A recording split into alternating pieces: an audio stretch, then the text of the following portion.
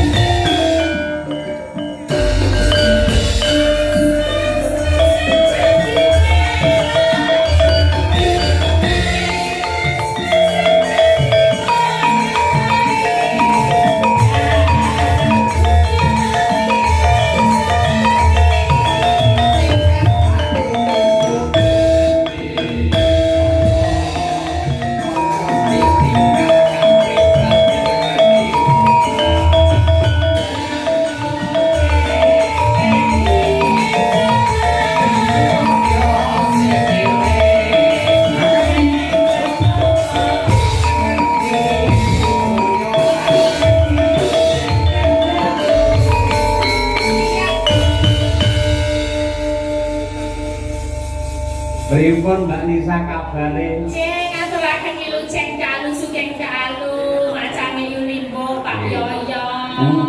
Nggih. Kula hormati kula tresnani. Pripun? Kula hormati kula tresnani.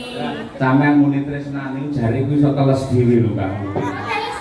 Ya kaya grogi ngoten lho sampeyan. Terus jenengane saya tambah ya suwane kok nibarate kaya emas ni malah kaya sinangkling kaya digosok satengah mencorong mawa cahya kulabi. Munar ngono Kak. Kok gitu? Oh iya maksudnya tresna itu kan sebagai sosok seniman yang dalam sing tak puja-puja ngono tak idolakan ngono. Ora tresno sing kaya ngono gitu loh. Jadi emang mungkin sinarnya itu mergo bar pembo. Aku ki lho rungokno El. Wah, ini bukesi ya sumunar mawa cahya lho ya niki. Aku ki lho neng omah ganti bojone nang 15 tahun. Ora tau lho dilem-lem kaya awakmu El. Aduh, piye ki? Masa kok Bu? Masa gak pernah dilem to Bu? Ya, malah awakmu iku lho. Jane ya bukesi nun sewu itu pendapat yang salah. Bukesi ndalem ya tak lem ning panjenengane ora krasa. Malah nun sewu rek lak mbiyen bar umroh to. Dadi sithik akeh ngerti basa Arab. Lah jebul wong Arab kuwi wong lanang ngelem karo bojone sing putih kemerah-merahan iki lindang piye? Ya Humairah. Putih kemerah-merahan kuwi ya Humairah. Bukesi ya tak undang ya Humairah. Ora mungkin Pak Irung tak undang Hajar Aswad ora mungkin. Ini kan berarti menunjukkan rasa tresnane. Rasa tresno kuwi mau digambarne kena sapa apa wae. Nah, selagine audio awake dhewe yen delen bengi iki ya kaya ngene iki kepenak. nah kandhane. Iki jenenge enek kanca-kanca YouTube Mas. Yen delen manggone kepenak nek kono ditata ya becik manggone. Menika sindenipun Madakara mawi biru mawi petang tata nggih penak sampeyan. Di sawah nggih penak. Kula Pak Cahyo Putranti niku yen ngendikane kalih bojo mesti kepenak supaya rumah tanggane sakinah mawaddah warahmah. Lah iki pertanyaane siji. Apa Mas? Kowe kapan? Iki lho. Ini dalang. Takon Pak kuwi sing jenenge tresno karo jodoh kuwi kudu dibedakake. Wong nek umur sakmene nek diomongi ora payu-payu engko selak tuwek, engko selak dadi perawan tuwa. Aja iki berarti wong lagi golek jati dirine. Urung ketemu jodone. Kudu dibedakake antarane jodoh karo tresno. Upamane jujur. Nek wong saka tresno dhisik ya. Tresno. Ya, nek wong tresno kuwi arep suwene kaya ngapa? Kuwi iso ora dadi jodone. Nek ora dadi jodone pedhot tak dung-dung, pedhot tak dung-dung asyik tak dung-dung tapi nek jenenge tresno arep kaya ngapa paribasane esuk sore dolan esuk sore mlebu sak mobil yen kudu jodone kuwi bakal kok dot dung-dung asun mlebu tak dung-dung yo kuwi tresno bedane jodoh jodoh arep diawali maune ora tresno mung dijodohke karo wong tuwa utawa misale ketemu langsung srek ning ati wah kaya-kaya iki ana sinar sing bakal dadi jodohku. Lah kuwi diwiwiti saka barengan engko tuwuhe rasa tresno nek wis dadi siji. Kaya dulure dhewe sing manggon ning mriki bengi iki temu wahyune jodoh, wahyune katentrem. Nah, iso muga-muga jogo dadi tresno, dadi yo jodoh. Orang nggih tak tungtung. Ora. Sing kan sing mau. Ora tak tungtung khusus seniman. Oh, wong iki kok nek tak tungtung wedeng. Maksud jor. Nek naden kaya ngopo Mbak Nun sewu jenengan kok ngendika apa wae kata-kata mutiara sebagus apapun ning nyatane praktekke jenengan kan nun sewu angel mendapatkan jodoh yang sesuai dengan idaman hati. Mergo napa jenengan ora ngerti makna dari mencintai atau makna dari cinta itu sendiri. Oh, tolong dijelaskan. Sampeyan saya tidak lagi kamu geleng bisa bilang coba terus kaya ngopo piro bukan sirah kira-kira birone ya tak tuntung asolole wong iso bilang iso reng ruwono cinta adalah anugerah suci dari ilahi yang mempunyai kekuatan luar biasa untuk menuju ketenangan, kenyamanan, kesenangan dan juga keselamatan dunia sampai akhir. Itulah cinta sejati.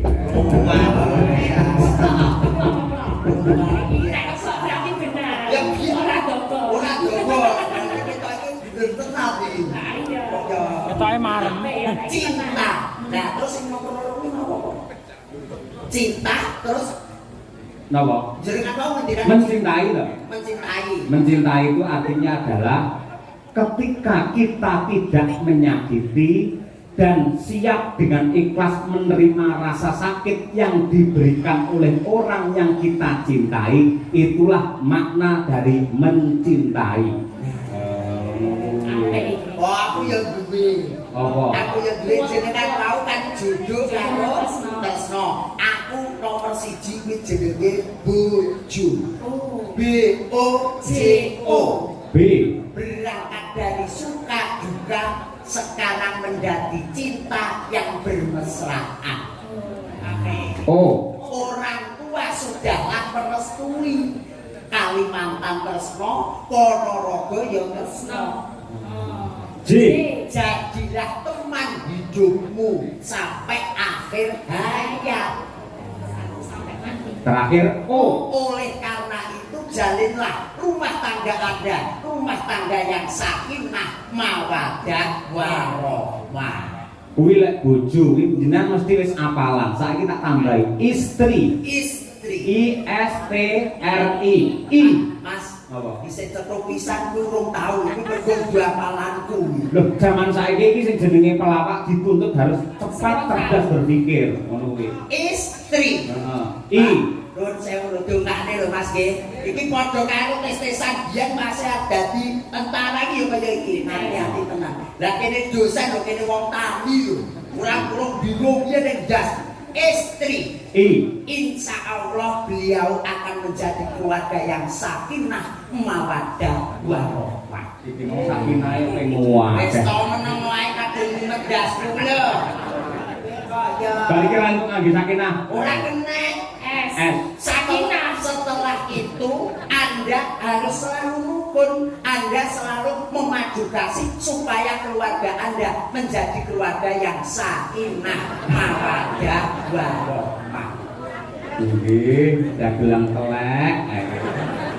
Kok tera ono. T. Tatak tutuk ngantos buku sing Yosua. Dongake kakek-kakek minen-minen andeng waringe sakinah, mawaddah, warahmah. Regu-regu paribasane mrono dijak, pulih dijak, oleh rejeki sak kepel diwenehke sak kepel, oleh rejeki sak linjing diwenehke sak linjing. Muga kuwi jenenge wong keluargane sakinah, mawaddah, warahmah. Terakhir I. Para penonton kula nyuwun, mangke yen pas sakinah bareng mawon ben pucet raine. Ayo. I. Insyaallah begini iki kula pun lunas, Mas. Lah sakinah. Ora dituki mergo nek bareng-bareng kula kehilangan. Yo. Sampai Alhamdulillah barokah. Mosek kula rampung. Wis to, Mas. Contoh ya, mesti ana sing apik, ana sing elek. Bola tengen Pandhawa ki apik, Kurawa ki elek. Dadi contone aja bab sing apik tok, sing elek. Nek istri utawa bojo lek apik. Apik. Mongko lek seneng karo wong sing kuwi dudu bojone, iki lak jenenge cara kene demenan. Demenan. Persuku demenan. Sakinah. Ayo. Dik, demen dolan ning ora kandha bojone. Ayo, persuku ya.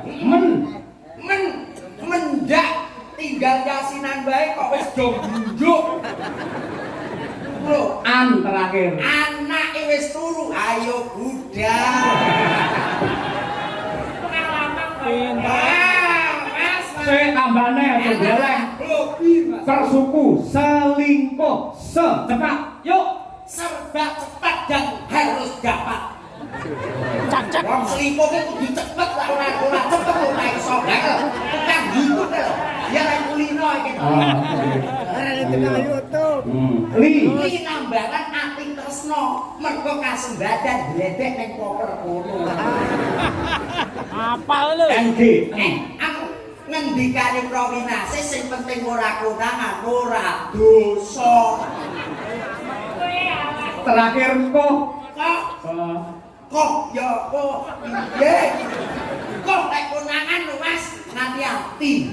Kok konangan piye? Lah ya kok ki lho angel lho Mas kok ki. Wae kudu iso. Lek ra iso tarik kembali ayo. Kok niku tegese ora kena angkuh karo bojone. Rino bola ben aja ngerti awake dhewe ning hubungane. Wes dadi. Ya aku ora kulino piye. Wong ngene hobi. Hobi padate. Biyen jobate sik buka sapa sing nyang pisanan. Kowe. Wah jenengan. Weh. Dapurmu kowe dibayari aku ngono lho. Alah kula nggih jalan diluntok. Ngapunten Mas Cahyo nggih. Mboten napa-napa. Gudange ilmu, gudange budaya nggih Mbak Elisa. Ugi gudange agama. Nggih. Sing teng mriki menika pondok pesantren pun kondang. Darul Fikri. Leres, pondok Gontor, Nah. wonten mriku Arisalah, Wali Songo. Maya, wonten Almawadah. Nggih. Nuwun sewu jenengan nggih lulusan pondok, Mbak. aku Kristen nih. Kowe langsung ngobong wis. Mbok ngono nggih ngono kok piye malah ngobong. Mesake nek guys setelan lho. Aku kamu dan teman. Aku kene kebulan sepelan iku nggih akan dikindate karo Mas Royo. Kuwi batulane entek-entekane pondok bersalin kae lho. Malah muni aku Kristen lah. Pondok bersalin ndak kok nek pondok kuwi ora ngaji iki bakul cilok kae lho. Ngono lho kok ya. Lah iya ora gejak anu kok dan sepel-sepelan kok. Nggih. Saya Mbak Lisa, nun sewu jenengan kan sudah milih-milih lelaki balik kuwi mau. Monggo yo sing nate gandeng karo sam. Piye carane ben gak ngomongin ini malah. Aku ben perhatian karo sampean ben ketok. Ini lho Bu Kensi lho gak tahu malah Pak Yoyo tuh tahu duluan lho kalau aku petot. Hah? 10 tahun. Lah sampean yo ngomong karo aku kalau ngomongi mari kaget. Lah nek wiwiti jenengan kok lewek karo aku, Mbak. Lah aku kan guru muni ngene, minal aidin Bapak izin mohon maaf lahir dan batin. Awan ngono, nyapa lek nyauri sampean kok alhamdulillah aku wis berdoa Pak. Ya kok. Lho, ngono ngene kaya. Apa? Lanjutkan. Dukung lho. Kuwi jabatanmu apa lanjutkan lho. Lho, Pak niku nggih wonten nek ketoke seneng greget saute kepenak ya kudu. Tapi jenenge chemistry. Lah iya. Lah dulu kan istri. Lah iki kan chemistry. Aja ngira Bu Kesi Mbak Lisa nek pancen diakoni ora apa-apa ngono Enggak kan kuwi. Ibu Kesi lo udah WA sama aku. Oh. Saya semangat ya El, yang penting tuh berkarir dulu aja nggak apa-apa. Tapi boleh aku muga-muga entuk jodohmu ning ojo Pak Yoyo. Aku udah diwanti-wanti. Iya bener Bu Kesi, lan kuwi dawuh Bu Kesi kudu kok estokke. Harus kamu laksanakan. Dawuh lah aja karo Pak Yoyo ngono to. Ning mriko kicah ya kuntabi. Allahumma. Wah, ya udah doa aku kan. Ya umpamane yo aku kan yo melu seneng to. Oh biasane tanggapane kono monggo yo tulisane iki lek awakku kan yo melu. Lho Pak Gareng, Pripun jenengan niku? boten preso pripun ati kula. Kula niku ibarate wayang ngeten Dewi Wara Sembadra sing digarwa karo Raden Janaka. Panjenengan preso to? Raden Janaka menika lelananging jagat sing garwane ora mung trima siji, nek saketi bidodari. Iya. Nah, yen aku iki ibarate Sembadra, aku iki wis jembar. Aku malah seneng mergo apa? Bojoku iki berarti laranging jagat dan iki dilane wong wedok sak donya mergo apa? Bojoku pinter melindungi wong wedok sing ayu-ayu tur atine apik. Aku cuma dimadu karo Lisa ya ora apa-apa. Saya Mbak Elisa nggih, saya Mas Yoyo. Kula pun gadah langganan jamu toko loro. Lambemu aku sing enom ora perlu ngono kuwi. Lah terus ngangge apa? Ora nggih apa-apa ngene iki sing bakoh padane awakmu. Isih rasa. Rasa. Rasa. Kita wis bentuk keyakinan. Jadi Beda keyakinan. Mergo aku Islam sampean Kristen ngono to. Lah keyakinan iki. Keyakinan piye? kamu yakin sama aku. Terus, kono? Aku rodok yakin. Saya arep muni gak yakin rawani deh. Ora wani. Buat bila santet kok padus. Nembak Mbak Lisa nembak. Siap. Ada surat-surat juga, ada salam-salam juga. Wah, ini tulisannya apa Mas karena iso aku yo ora iso. Kamu deh kan. Ya Allah. Iki wis BL Wisa. Pun boten iso Mas. Aku yo mumet kok. Mumet niki kula. Jan mumet. Yo dibuka sih dong Mas. Lho kok iso dibuka nek Duite apa ora? niku teng mriku enten seratane lho Mas. Napa? Lah niku kowe Iya, kok kan yang jero yo mesti enek to ngerti ya. Oh lah yo, barang pitani. Iya. Ceblokne lah. Wah, tulisannya kayak dokter deh. Salam taklim saking keluarga. Napa niki? Kok jauh banget bacanya Pak. Apa? Jauh ya? banget kok ini. Lah nek wis tuwa pancen nek maca ki ado. Oh, lagi 2 menit wis kleru. Aja kuat sik kono wis tuwa. Saking napa niki Pak tatung Mbah Disan nggih. Lah Mbah Disan nyuwun gending utawi lagu kinanti sandung terima kasih. Disange. Sandung. Wonten saking Balok Pak Samidi menika nyuwun tembang kangen. Lajeng wonten Wonogiri Pak Prastoto ini dari Caksi Lover dan EFC Mukanto senggol dong. Minta podang kuning. Mungkin dipun-aturaken. Anu Mbak Lisa nyuwun kadung Trisno dhisik diaturake marang mempelai berdua. Nek nangis kamu piye? Ya ora. Ngopo kadung tresno kok nangis. Nah, yo kadung. Berdua nek ora jodohne.